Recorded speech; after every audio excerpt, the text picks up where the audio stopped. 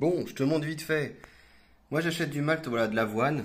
Donc, tu vois, j'achète par 2 kilos. 2 kilos, je mets entre 500 grammes ou 700 grammes à peu près. Donc, ça me fait 20 litres. Hein. Ok, je mets 500 grammes pour 5 litres. Hein. Donc, ça, c'est pour la bière. Qu'est-ce qu'on a? Alors, ici, c'était le dernier. Alors, ça, c'est le dernier que j'ai fait au niveau du houblon. Alors, tu vois, j'ai même mis la petite étiquette dedans. Pour la dernière bière, c'était quoi? Du Brewer's Gold. Voilà, donc ça, c'est le type de houblon. Je prends toujours en pellet, tu vois, regarde, c'est comme ça. Hop, voilà, tu vois, le petit houblon, il est là.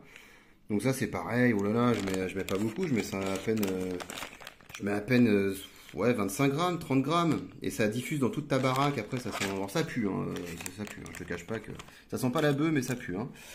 Après, ta petite levure, bah ça, tu prends ce que tu veux, en fait, ça, c'est à la fin. Donc là, tu vois, avec 11 grammes et demi, tu fais entre 20 et 30 litres. Ça coûte 2 euros. Ça coûte 3 euros, voire 4 si tu prends du bon. Le Challenger, je l'avais payé plus cher. Et le malt de ça, pareil, ça coûte 3 balles, quoi. Ça, c'est une autre levure que je dois tester aussi, tu vois, American West Coast. Et puis voilà, BRY 97, ça vient d'Autriche, ça, une levure. Et après, c'est la transformation. Donc là, après, moi, j'ai pris un petit seau pour te montrer, parce que là, j'ai fait juste 5 litres. Ça, c'est mon barboteur, donc ça, c'est mon prise de température.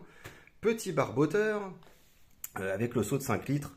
Que je me suis servi, ça c'était un de mes premiers seaux où je faisais justement de la bière au début pour démarrer. Hein. Et en fait, après j'ai des cuves de 10 et 20 litres, et même 50 litres, et ça me fait... et là c'est quand je suis sûr vraiment de faire du volume, tu vois. Parce que si au cas où tu foires ta bière et que tu as 20 litres achetés, c'est chiant. Comme je suis pas une industrie, tu sais, avec tout l'inox et tout ce qu'il faut, enfin voilà quoi, ça reste de la bière maison. Moi je fais de la bière en plus où je mets pas trop de sucre, donc ça est encore un peu plus acide que l'IPA. Mais on reste sur de la bonne bière, quoi. Vraiment de la très bonne bière. Donc voilà, faites votre bière. Hein. Et le barboteur, bien sûr, fixez-la. Donc là, je vais attendre 3 semaines. Enfin, là, j'attends 10 jours le ferment. Et puis après, mise en bouteille, j'attendrai 3 semaines. Te permet justement à ce que la fermentation extrait le CO2, mais qu'il n'y ait pas non plus d'air qui rentre à l'intérieur. Donc du coup, ça te permet, voilà, je te fais un gros résumé, à ce qu'il n'y ait pas non plus d'air extérieur qui revienne dans le seau. Et le CO2 qui s'échappe, en fait, il vient ici dans le coude. Et il peut pas non plus repartir, tu vois, donc c'est super sympa. Bon, enfin voilà, donc du coup, bah, à l'occasion, vous me direz si vous voulez que je vous montre, là, il va falloir attendre 3 semaines pour que je refasse, et puis, enfin 10 jours pour que je refasse, et puis dans ces cas-là, vous me dites en commentaire, et puis je vous montre comment on fait. Ensuite, je te montre, donc ça, je t'avais montré la dernière fois, c'est pour la température, il faut toujours que tu contrôles la température selon la bière ce que tu fais, la blanche, de la brune, de la blonde, de la triple.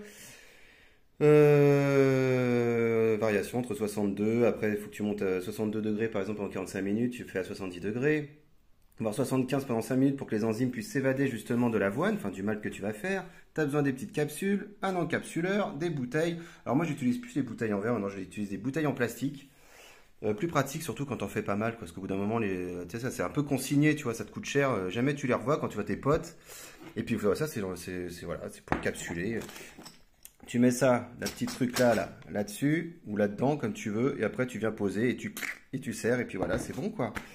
Donc voilà, bonne bière!